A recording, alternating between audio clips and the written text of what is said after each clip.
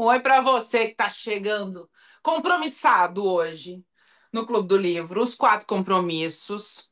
Hoje a conversa, eu diria que é profunda, como sempre.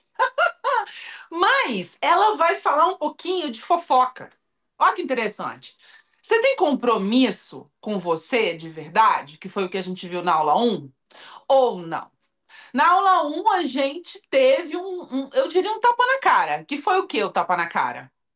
Foi ser impecável comigo, que é um desafio. Nesse compromisso, que é o segundo compromisso, a gente tem um outro tapa na cara, digamos assim, do Dom Miguel, que é o segundo compromisso: não leve nada para o lado pessoal.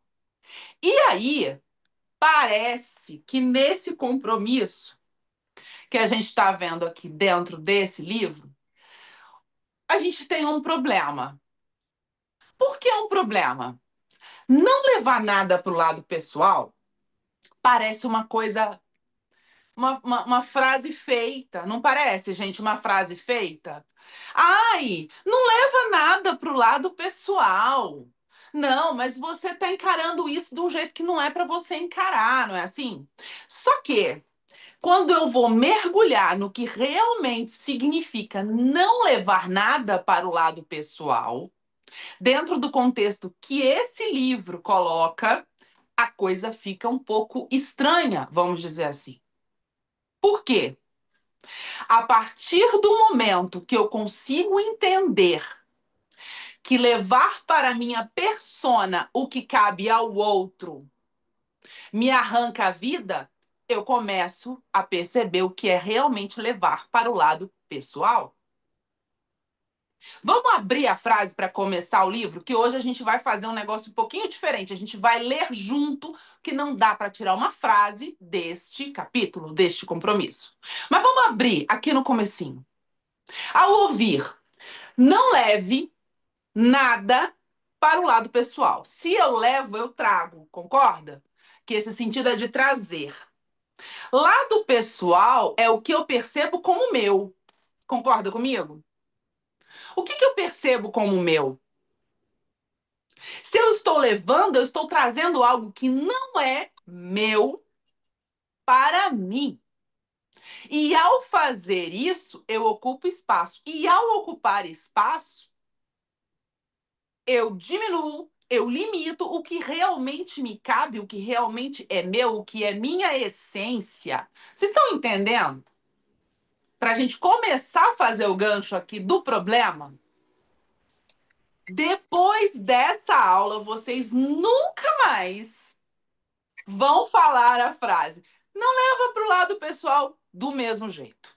Acabou, tá? Já tô avisando quem não tiver afim que saia da aula porque não vai dar certo. Não vai dar para desouvir. Então vamos começar aqui e eu vou trazer para vocês, gente, a visão que Dom Miguel traz aqui, que é espetacular, sobre levar as coisas para o lado pessoal. Estou transmitindo aqui para vocês verem a minha tela. E nós vamos começar a entender o que significa realmente isso. Bora lá! Na verdade, os três compromissos seguintes se originam do primeiro. Ele já começa a quebrar um tabu aqui. O primeiro compromisso é: seja impecável com a sua palavra. Ser impecável com a palavra é não usar a minha magia, o meu verbo, que é ação, contra mim. É ser íntegro. Segundo Segundo deles é: não leve nada para o lado pessoal.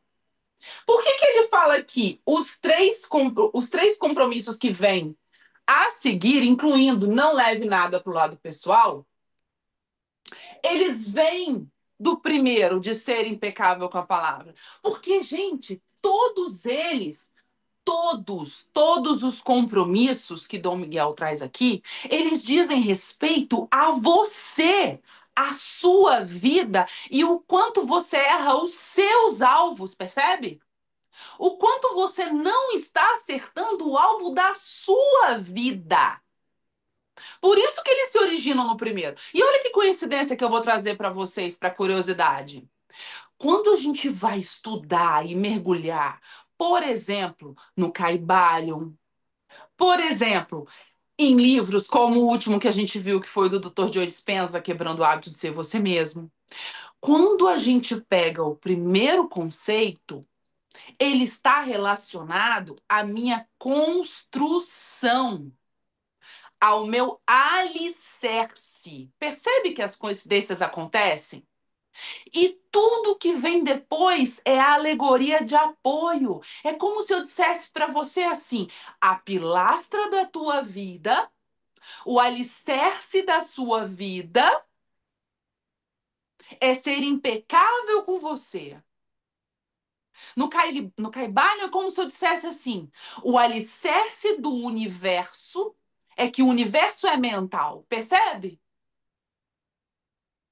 Que é a mesma. Se você for agrupar, olha que fantástica que é essa filosofia tauteca. Se você for agrupar, você começa a pegar coincidências. E é aí que a gente descobre que está expandindo a consciência. A expansão de consciência nada mais é do que a percepção de que você consegue agregar o que você tem de conhecimento e fazer um único seu. Olha que impressionante isso. Porque esses pontinhos que você junta na sua cabeça, do que a gente vai ler aqui, do que você viu no outro ciclo que foi do Dr. Joe Dispenza, todos esses pontinhos, você juntou e criou algo novo. Você criou algo seu. Entende? Quando a gente segue aqui, vamos lá. O que quer que aconteça com você, não tome como pessoal. Usando o exemplo já mencionado. Se vejo na rua e digo, ele usou esse exemplo no capítulo 1, que a gente lembra. Você é um estúpido. Sem conhecê-lo, não estou falando de você. Estou falando de mim. Se levar para o lado pessoal, talvez você acredite que é estúpido. O que ele está dizendo aqui, gente? Talvez você acredite que é estúpido. Quando alguém te encontra na rua e fala assim contigo, vou usar o exemplo aqui. Jojo, você é muito estúpida. E a Josi acredita? O que é acreditar? É dar crédito? É tomar para ela? É levar para? É levar para ela?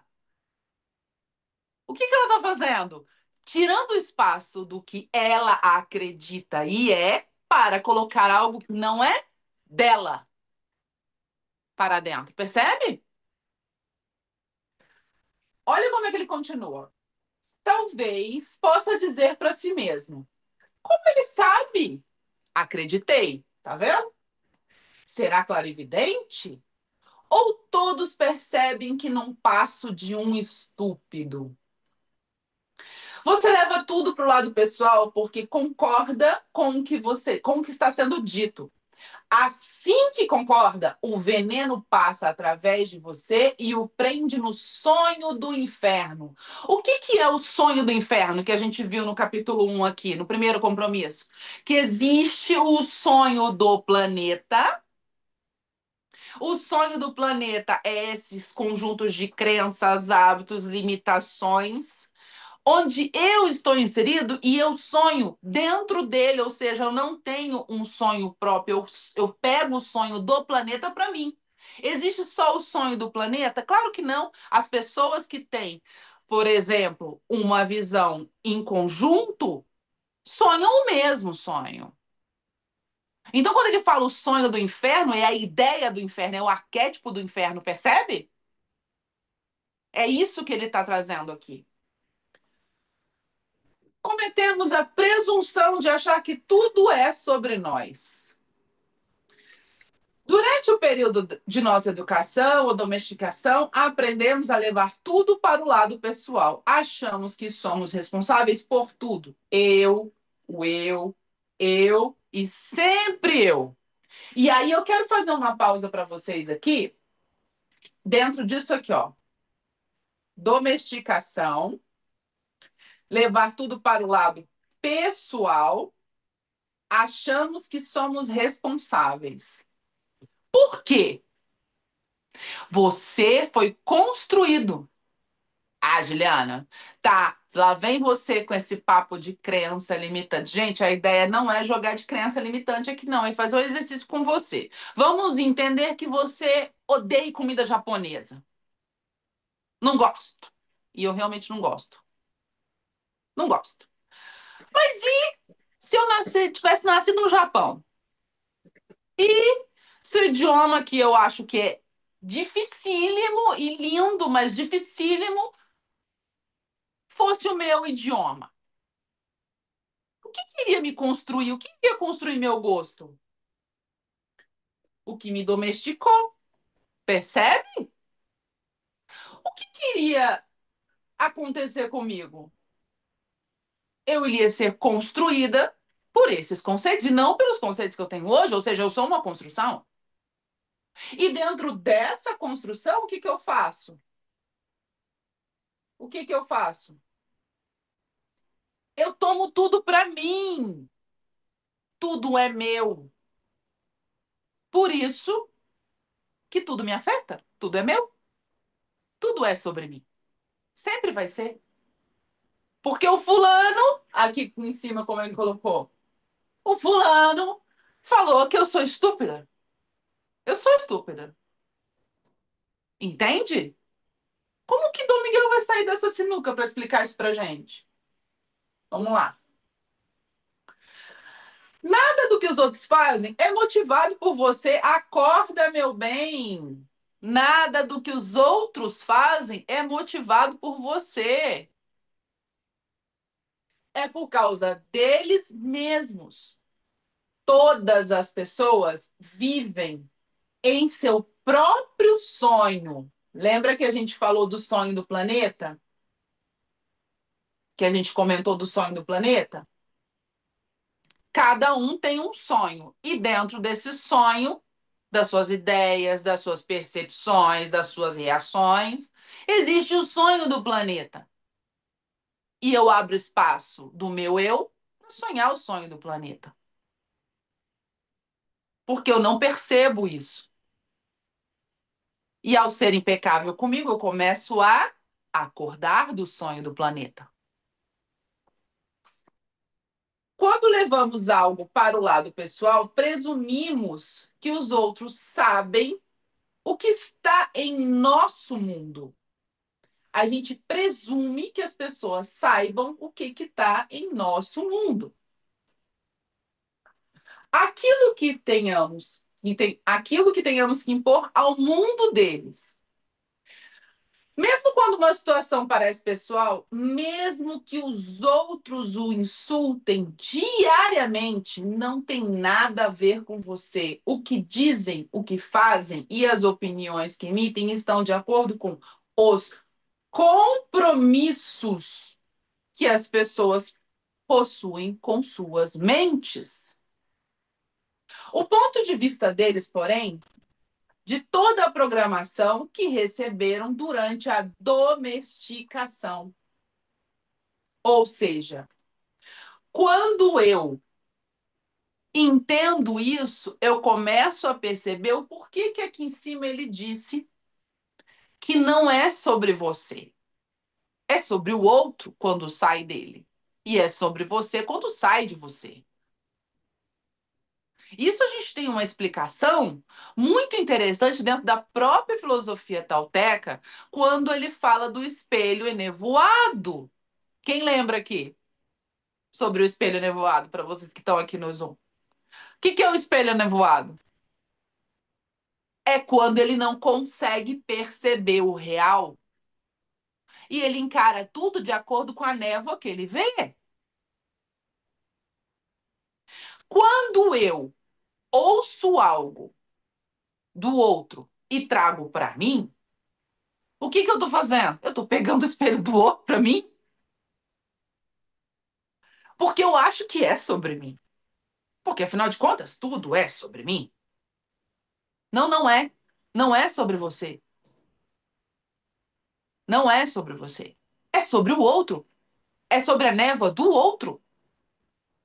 E a grande verdade é que, na maioria das vezes, a gente não consegue admitir isso de jeito nenhum. Por quê? Ao admitir isso, eu também vou ter que encarar que o meu grau de importância pode ser menor. E aí entra um jogo perigoso da mente, que é o primeiro band-aid que eu vou tirar aqui com vocês. Qual é o band-aid, Ju? Vamos lá. O primeiro band-aid que eu vou tirar de vocês agora é exatamente o seguinte: ao não levar nada para o lado pessoal, você precisa de entender que não é sobre você. Ponto. Para você entender que não é sobre você, você tem menos atenção do que você imaginava, porque afinal de contas não é sobre você. Ao perceber isso, o que que acontece, gente? Eu tenho dois caminhos. Ou eu entendo que eu sou um indivíduo com a minha percepção única, íntegra, que precisa de ser impecável com a minha palavra, e o que é do outro não é meu, e cresço com isso. Eu não me reduzo a ter menos importância, mas também não cresço a ter mais importância. Eu simplesmente sou. Ou então eu volto para um ciclo de vício de atenção e aprovação, onde até a crítica que vem para mim é importante, porque afinal de contas ela é sobre mim.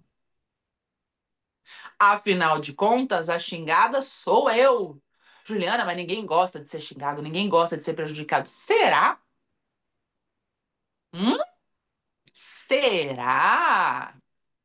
Será que aqui não cabe o velho e bom bordão do falem mal, mas falem de mim, pelo menos estão me dando atenção? Será que o seu inconsciente não busca isso? E aí eu vou botar uma picadinha de psicanálise aqui na conversa, que não dá pra. Na verdade, eu não vou colocar, eu só não vou tirar. Será? Você já parou para observar nas suas reações explosivas quando descem além em você? Porque todo mundo que tá aqui, em algum momento da vida, teve alguém para descer um. Né não? Em algum momento da vida, esse que desceram em você, você fez o quê? Levou para o seu lado pessoal, porque afinal de contas era sobre você. Sempre é sobre você. O que que acontece quando eu entro nesse ciclo? Eu alimento a visão de importância, mesmo do jeito errado que eu preciso de ter sobre mim. Não, Juliana, mas é porque é assim, né? Quando falam um elogio, a gente tem que ter, a gente aceita, porque isso me faz reconhecer que realmente eu estou em uma posição que merece destaque, seja do que for, seja do bolinho de arroz que você fez na hora do almoço, ou seja o trabalho espetacular que você juntou 1.000 pessoas numa palestra, não interessa. Você usou um reconhecimento para trazer para dentro de você. Será que o veneno não é igual? Porque esse reconhecimento não veio de você para você, ele veio do outro para você. Então você levou para o lado pessoal. Levou ou não levou? Hum? Sim, sim. Indo aqui, a gente vai tirar um outro band-aid. Vamos lá. Hoje nós vamos perder alguns band-aid, gente. Hoje é o dia do band-aid. Ver se eu consigo retornar aqui um negócio. Pronto. Vamos lá. Se alguém é minha. Tá, a gente foi aqui. Agora eu vou continuar daqui com vocês, ó. Aqui. Não é importante para mim o que você pensa a meu respeito. Por isso, não levo para o lado pessoal. Quando as pessoas dizem, Miguel, você é o máximo. Ou quando dizem, Miguel, você é péssimo. Não levo para o lado pessoal. Sei que quando estiverem felizes, vão me dizer: Miguel, você é um anjo. Mas quando estiverem zangadas, provavelmente irão me dizer: Miguel, você é nojento. Como pode dizer uma coisa dessas? Nada me afeta porque sei o que sou, gente. Isso daqui é o que literalmente transforma. Sei o que sou. Não tenho a necessidade de ser aceito. Não preciso ter alguém dizendo: Nossa, como você é bom, ou como ousa dizer uma coisa dessa. Não levo as coisas para o lado pessoal. Não levar as coisas para o lado pessoal quer dizer o quê, gente? Nesse sentido que a gente acabou de conversar. Quando alguém te elogia ou quando alguém te critica, aqui voltei. Quando alguém te elogia ou quando alguém te critica, o veneno é igual. O veneno real que ele está citando é você perder espaço sem saber o que é para tomar para si o que o outro acha que você é. E aí, dentro desse mergulho, o que a gente encontra? Ó, seu ponto de vista é estritamente pessoal. Não é a verdade de ninguém, é a sua verdade. Então, você fica bravo comigo. Sei que está lidando consigo mesmo. Sou uma desculpa para você se irritar. E você fica bravo porque está lidando com o medo. Que medo, gente? Que medo é esse? Que medo seria esse que faz com que as pessoas se irritem? Se a gente for resgatar um pouquinho, o medo nada mais é do que um instinto. Ele pega os seus instintos.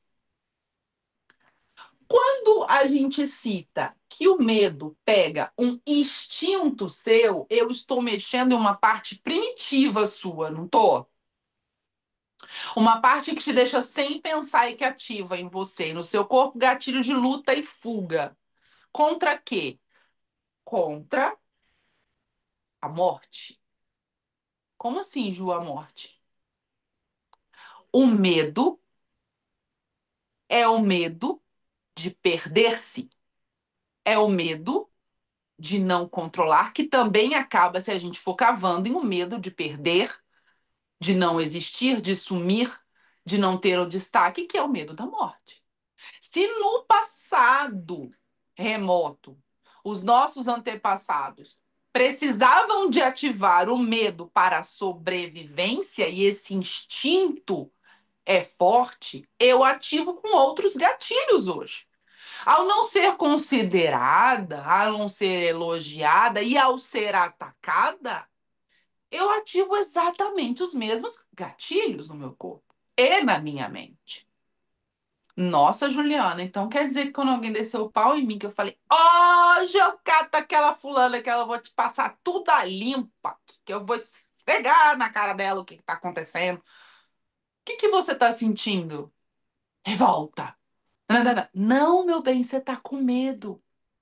Com medo do que o que ela falou encontre algo em você. E encontrou. Porque se não tivesse encontrado uma ameaça real, você não teria sentido o medo. Por isso que quando a gente está em um diálogo, é possível perceber que o que vem do outro só me afeta quando reconhece algo em mim. Como assim, Juliana? Vou dar um exemplo para a Luana que está aqui no Zoom, ao vivo.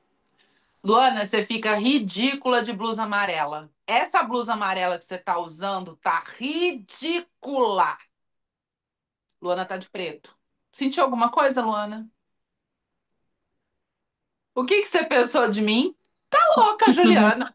Tá vendo coisa? Foi ou não foi, Lu? Foi. Agora responde pra mim se eu falasse, Luana, você fica muito ridícula de preto. O que que ia acontecer com você, Luana? Eu ia ficar brava. Porque você está de preto. Preto. Vocês estão entendendo essa metáfora como é poderosa? Então, o que vem do outro só faz sentido se eu aceito. Com certeza. E ao aceitar, o que que você está fazendo, Carmen? Tomando para si, limitando os espaços do que é realmente seu para dar lugar ao que é do outro. Porque eu assumi o que é do outro como meu, gente. E aí é que vem o medo. Por que que o medo ele traz aqui nesse contexto e não aprofundou? E é o que o meu papel aqui é levar o que não está no livro para vocês aplicarem na vida. Quando ele trouxe a palavra medo e seguiu no parágrafo explicando essa questão da afronta, o que está por trás? Exatamente isso. Porque ao identificar em mim e trazer para mim o que o outro trouxe, o que o outro disse, isso encontra medo de morte em mim, de sumir em mim, porque reconheci, eu identifiquei. Qual é o problema que a gente encontra aqui? Na maioria das vezes, mesmo não identificando, eu busco identificar, porque é importante que eu tenha a atenção do outro, mesmo que essa atenção não seja favorável para mim. E é aí que vem e nasce muitos dos limites e dos paradigmas que você tem em relação a você. Porque você quer tanto a partilha, a comunhão, que seja nesse conceito que você acaba buscando isso de forma inconsciente.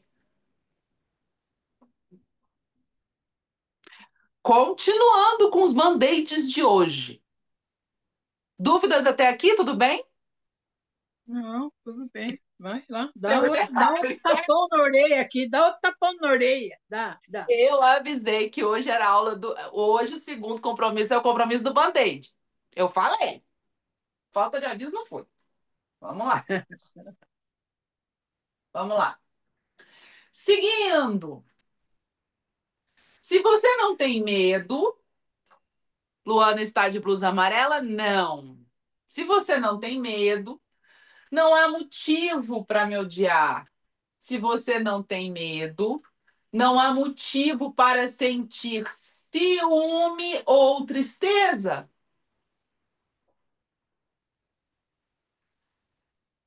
Se você vive sem medo, você ama.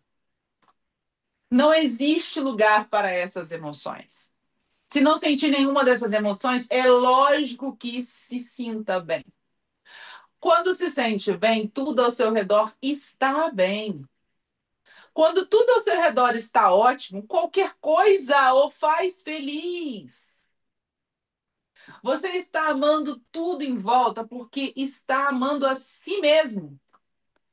Porque gosta da maneira como você é. Porque está contente consigo mesmo. Porque está contente com a sua vida. Você está satisfeito com o filme que está produzindo, com seus compromissos de vida. Você está em paz e se sente feliz. Vive nesse estado de graça, a qual tudo é maravilhoso e tudo é tão bonito. Nesse estado de graça, você está produzindo amor o tempo todo, com tudo que percebe. Aqui eu quero fazer uma pausa com você, gente. Aqui eu quero fazer uma pausa. Quando ele coloca aqui, ó, produzindo amor com tudo que percebe, o que ele está querendo dizer com isso? Existe alguma possibilidade, por acaso, existe alguma possibilidade, tá? De ódio produzir amor? Responde para mim. É uma pergunta não simples e vai variar muito, mas responde para mim. Se não quiser mandar no chat, pensa aí na sua cabeça. O resultado, o resultado do que você produz diz respeito ao que você percebe. Espelho nevoado. De acordo com o que você percebe, você vê. Lembra do exemplo do óculos? Se eu tenho o sonho do planeta, o sonho do que for desse conjunto, e não percebo que eu estou nele, eu não tenho um sonho próprio, eu não tenho uma produção própria, eu vivo dentro desse ciclo, sem perceber, produzindo o que esse ciclo me faz produzir, produzindo o que o sonho do planeta, como ele colocou no começo do livro, me faz produzir.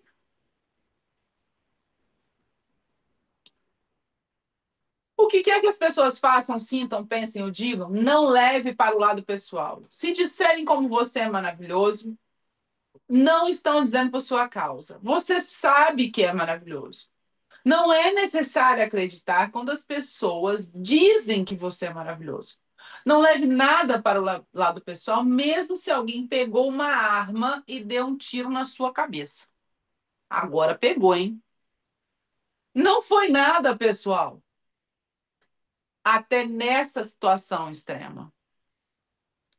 A opinião que você faz de si mesmo pode não ser verdadeira. Portanto, não há necessidade de levar para o lado pessoal tudo o que escuta em sua própria mente. A mente possui a capacidade de falar consigo mesma, mas também tem a capacidade de ouvir, presta atenção nisso, ó, de ouvir informações de outros reinos. Algumas vezes você escuta uma voz em sua mente e talvez fique imaginando de onde ela vem. A voz pode ter vindo de outra realidade na qual os seres humanos são muito semelhantes à mente humana. Os toltecas chamam esses seres de aliados. Na Europa, África e Índia são chamados de deuses. Nós também podemos chamar de as vozes da sua cabeça. Nós também podemos chamar do falso eu que você alimenta dentro de si, que foi construído pelas crenças onde você foi construído. Percebe? Nossa mente também existe no nível dos deuses. Ela vive nessa realidade e pode percebê-la. A mente vê com os olhos e percebe a realidade em estado de vigília, mas ela também vê e percebe sem os olhos. Embora a razão raramente se dê conta dessa percepção, a mente vive em mais de uma dimensão. Existem ocasiões em que você tem ideias que não se originam em sua mente, mas que está percebendo com a sua mente. Percebendo com a sua mente. Você recebe, você acessa.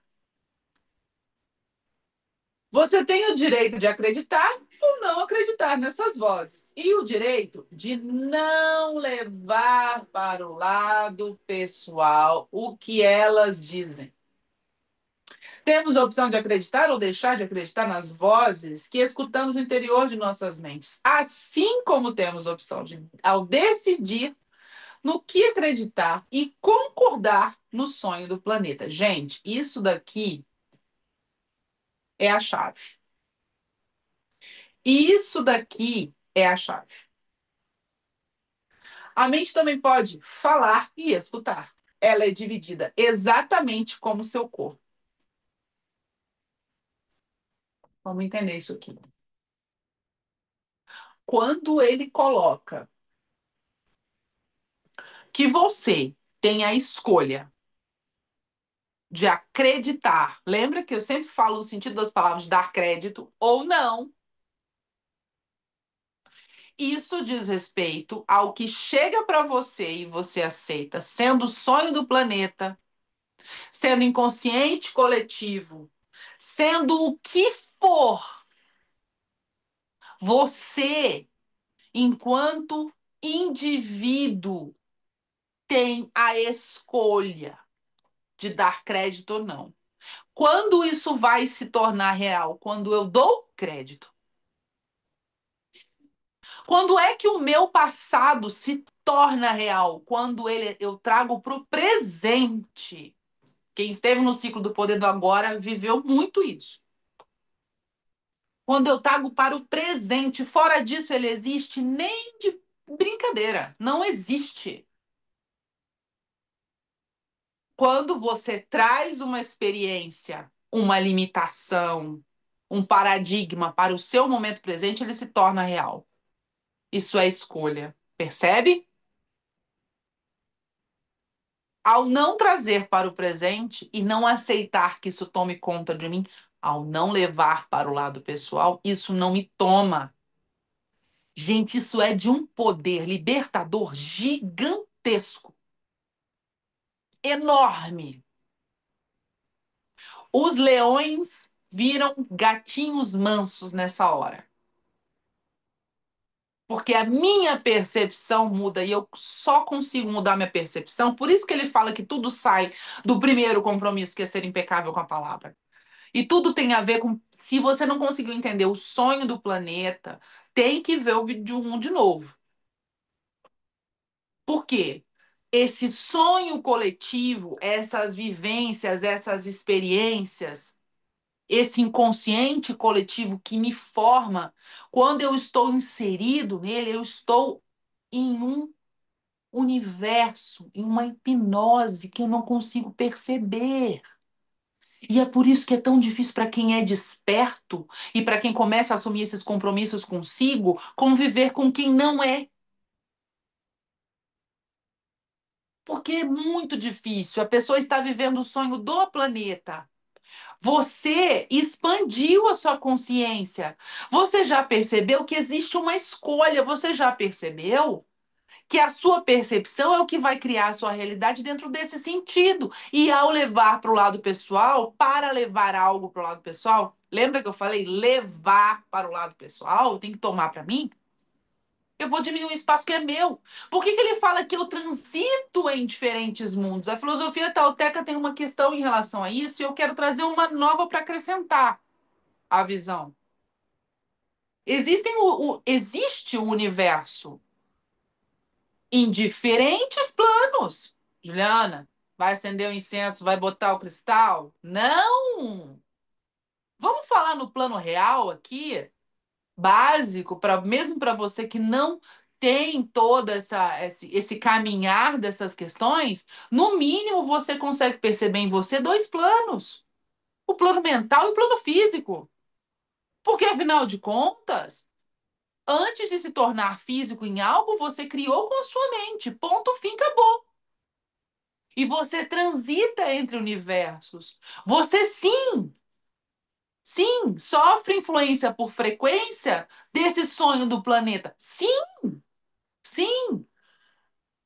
E o que eu estou dizendo aqui não é 9 horas para ser esotérica. Embora seja um assunto, ainda bem, que é muito esotérico, com S, que é um assunto fechado, não é para todos. E não é mesmo, gente. Isso que a gente está fazendo aqui não é para todo mundo. Eu não vou ser hipócrita de dizer aqui, não, refletir sobre os quatro compromissos, pensar numa visão metafísica, pensar numa visão expansiva, é para todo mundo. Não é. Sabe por que que não é? Porque a pessoa que está numa base da pirâmide tem outro nível de consciência que ela precisa de ter naquele momento.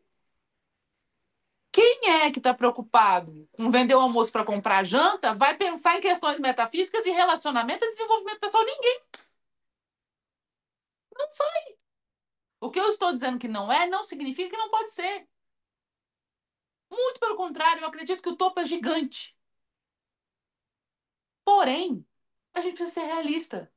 Se você não começa a encarar que você sofre influência do sonho do planeta e que a sua expansão de consciência determina a realidade que você vive e do que você traz para você te tira o espaço do que é seu, Acabou, meu bem.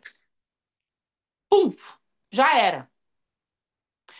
Para acordar do sonho do planeta. O primeiro compromisso, e esse compromisso, não é que eles te acordam do sonho do planeta, eles te arrancam do sonho do planeta. Eles te arrancam.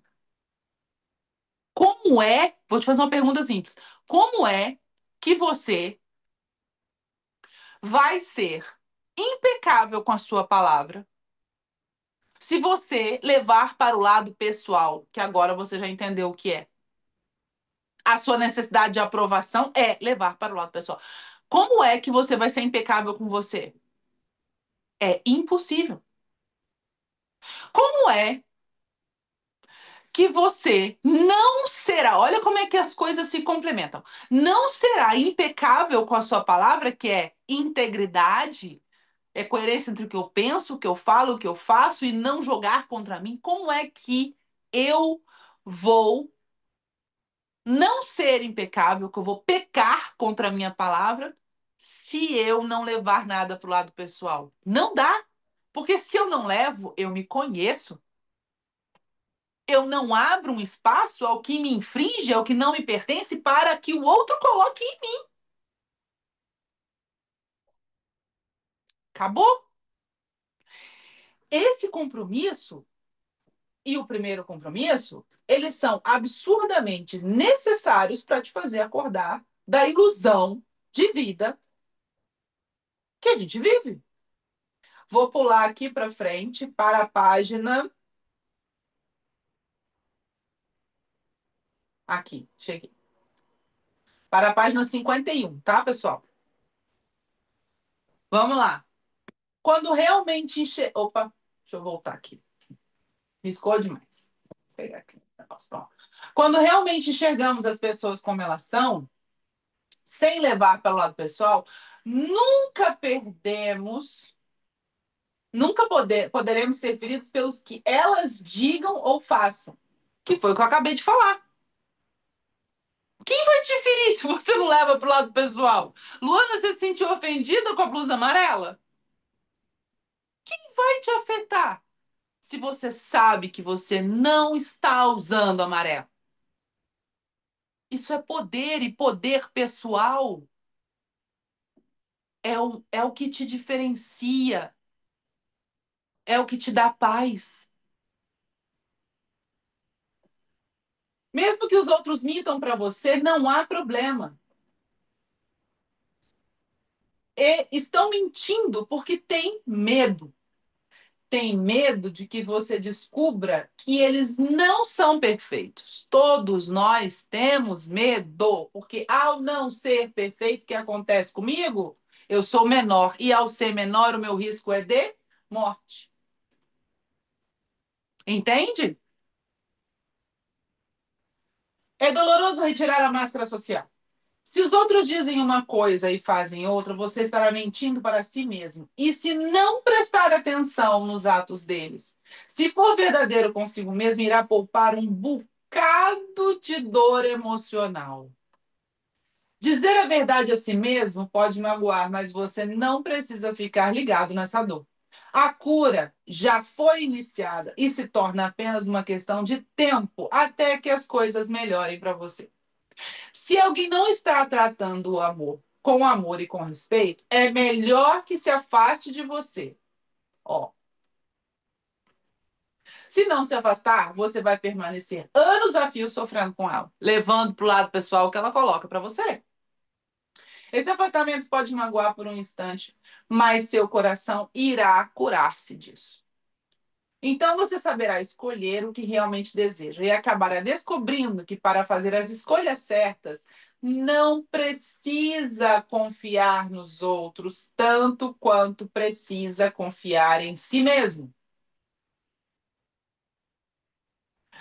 Transformar esse segundo compromisso em um hábito evitará muitos aborrecimentos em sua vida. Sua raiva, inveja, ciúme irão desaparecer. Até mesmo a tristeza irá se dissolver quando você aprender a não levar as coisas para o lado pessoal.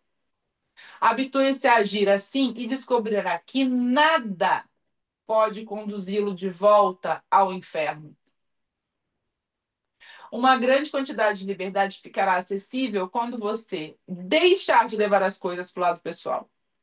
Você se torna imune à magia negra e nenhum encantamento é capaz de afetá-lo. Não importa quão poderoso seja, todo mundo pode mexericar a seu respeito ou lhe enviar veneno emocional intencionalmente. Mas se você não levar para o lado pessoal, estará imune. Quando não aceitamos a dor emocional, ela se torna pior para quem as enviou e não consegue nos atingir.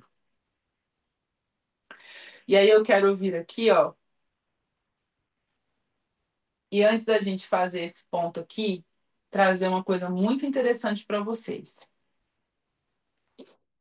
Quando ele disse não levar para o lado pessoal, e ele disse que esse compromisso é uma cria do primeiro, que é ser impecável com a palavra, isso também diz respeito a você querer levar para o outro que é pessoal, tá? E agora o bicho pega. Agora vem o último band-aid, que é o mais doído, tá? Vamos lá tirar esse band-aid? Todas as vezes que você coloca algo para alguém, para que essa pessoa leve para o lado pessoal, você está colocando algo que tem em si ruim para que ela tome para ela. Isso é oferecer o veneno. Ju, mas eu fiz uma crítica construtiva. Ju, mas eu tenho uma inveja branca. Você está tirando de si o veneno que não tolera e tentando colocar no outro. A grande verdade é que, na maioria das vezes, a gente não consegue ter a franqueza consigo mesmo de olhar para essa mazela e entender que eu exponho no outro aquilo que eu não tolero em mim. E que esse não tolerar em mim transborda tanto que é preciso expandir. Mesmo que seja para que eu veja isso no outro e me sinta um pouco menos pequena. Então, ao olhar a fulana que emagreceu, tá com corpinho para dezembro no verão, ao olhar, sei lá, os seguidores do fulano e falar, nossa, aí é tudo comprado. Nossa, mas fulana tomou aquele remédio lá das famosas, por isso tá desse jeito, senão não conseguia fechar a boca. O que que você tá fazendo? Dói aqui, transborda aqui e eu jogo para lá. Juliana, mas deixar isso transbordar não diminui um pouco o que eu tenho aqui? Não. Você multiplica o que tem aqui. Percebe? Ao trazer luz para isso, você consegue enxergar isso. E você só consegue resolver um problema quando você sabe que problema é. Vou te dar um exemplo claro do telhado. Não está no livro. Nada do que eu estou falando aqui está no livro, tá? Qual que é o exemplo do telhado? Caramba, meu telhado tá com goteira. Vou botar um balde. A goteira foi para lá. Onde é que tá essa goteira? Vou botar outro balde. Ai, meu Deus, a goteira foi para cá. Vou botar outro balde. Enquanto eu não sei onde é a goteira, eu só fico enxugando o chão. Eu só consigo resolver os meus vazamentos, os meus buracos, os meus vazios, as minhas dores, se eu olhar para isso. E é aí que falta coragem, é aí que vem o medo, e é aí que me dá vontade de tirar de mim sem fazer doer e jogar para o outro. Entendeu agora? Isso se aplica a tudo. Mesmo quando a gente faz uma fofoquinha, sabe a fofoquinha? Fofoquinha? A fofoquinha. Fofoquinha. Ai, Carmen, você não sabe, vou te contar uma fofoca. Menina, chega e faz assim com a sua. Menina, nem te conto. Te contar a fofoca. Nem te conto. Fulana tá endinheirada. O que que eu tô fazendo na fofoca? A fofoca foi do mal? Contei o dinheiro da fulana. Posso nem estar com inveja da fulana. Mas qual que é o problema? Qual que é o problema aqui? Quando eu tenho uma fofoca, meu bem, eu tenho uma informação que você não tem. E ao ter uma informação que você não tem, o que acontece comigo? Eu sou muito maior do que você. Então você está abaixo de mim. Se você está abaixo de mim, eu tento tapar a dor que eu sinto de não ser vista, de não ser olhada, de não ser notada, porque eu tenho algo que você não tem. Eu estou levando para o lado pessoal. Estou. Mesmo quando eu ofereço. Percebe? Porque quando eu ofereço, eu estou infringindo primeiro a minha impecabilidade. Entenderam? Tá fazendo sentido para vocês? Esse foi o Band-Aid de hoje. Eu vou encerrar a gravação por aqui. Segundo compromisso assumido, eu quero uma tarefa. Primeira coisa, vocês vão anotar qual que é o BO que você mais está levando para o lado pessoal. Escreve aqui embaixo para mim depois. Qual que é o BO? E eu quero bilhete na geladeira, colado assim, ó. Não leve nada para o lado pessoal. Giovana pode encerrar a gravação e a gente vai seguir aqui no ao vivo para tirar as dúvidas.